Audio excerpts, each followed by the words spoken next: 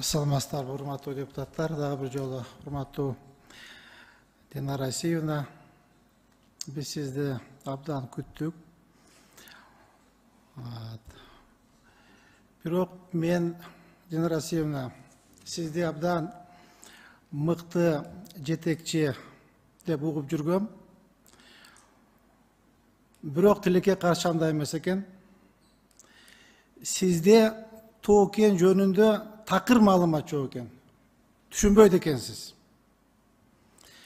Сиз өзүңүздү да кыйнабай, элди да кыйнабай, добровольно эле арыз жазып, өзүңүз билген жумушту жасабайсызбы? Азыр мынакей доклад жасадыңыз, мына 15 мүнөттөй доклад жасадыңыз. Мен такыр мындай сизге протокольный поручение берген эмесмин. Сиз барып ишканаларды текшергиле деп дагы протоколдук тапшырма берилген эмес. Мен сизге кайталап коеюн, урматтуу Динара айым.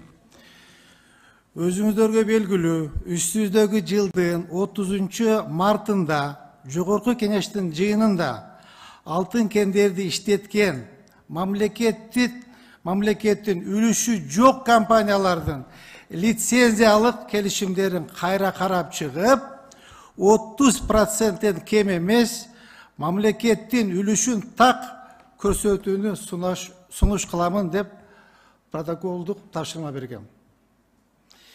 Ал эми 6 апрелдеги жыйында көмүр казган орто жана ири компаниялардын мамлекеттин 40%дан кем эмес үлүшү болуш керек деп сунуш кылган. Сиз каяктагы текшерүү, каяктагы инспекция, причем здесь инспекция, причем здесь проверка. Мен жерден сүйлөсөм, сиз асманда учуп жүрөсүз.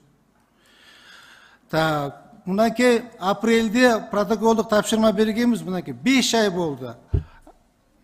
Апрель, май, июнь, июль, август, уже 6 ай кетти. Бир дагы биз ушул протоколдук тапшырмага жооп алган жокпуз. Сиз мынакей протоколдук тапшырманын жообу бизде 1,5 айда келди. А мыйзам негизинде, регламент жөнүндө мыйзамдын 112 беренесине ылайык, протоколдук тапшырманы аткаруунун жыйынтыгы боюнча 15 күн ичинде келиш керек болчу. А сиз болсо биз 1,5 айда монтип келип атат. Жооп кеч келгенде аз келгенсип карап, текшерүүчү органдардын тизмеси бекитилбей жаткандыктан бул маселени азыр карай албайбыз деп билдиришкен. Мен дагы айтып коеюн, урматтуу Динара Асиевна, причем здесь текшерүүчү органдар? Биз сизге башка протоколдук тапшырма берсек, сиз азыр деле мына арадан 6 ай, 5,5 ай өтсө деле сиз одно и то же говорите. Вместо того сказать: уважаемые депутаты, уважаемый Жеңишбек Шериматович, сиздин протоколдук тапшырмаңызды алдык.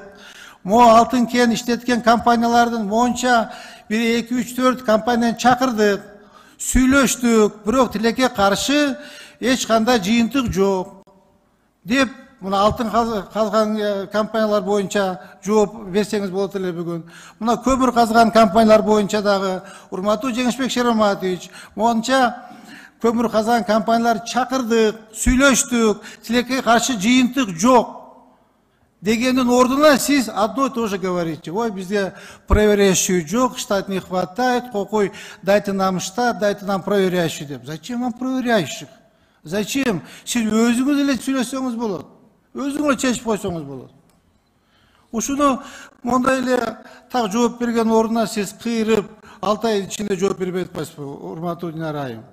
Мен ушул маселе болду. Анан эми сизди чакырганда биз сизди сагынып, же бир эки бетиңизден кучактап өлү деп чакырган жокпуз. Мы по работе вас приглашаем, а вы от нас убегаете, то вы болеете, то у вас какие-то проблемы. Ваши замы приходят, тоже 2 сапога пара, эчтемени түшүнбөйт, билбейт, отправляете их, ответить не могут. Мы вот это хотим сказать вам, понимаете? Ошону бир, уважаемые депутаты, ушуну биз по делу вас приглашаем.